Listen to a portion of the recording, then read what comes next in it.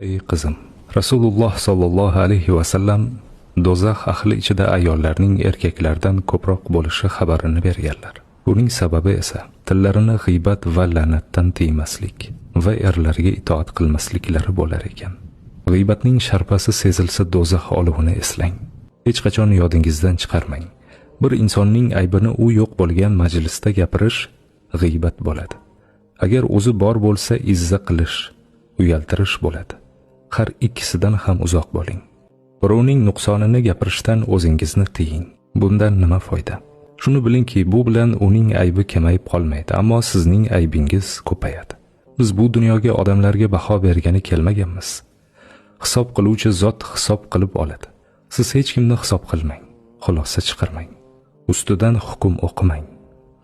Siz odamlarning ustidan qozi emassiz.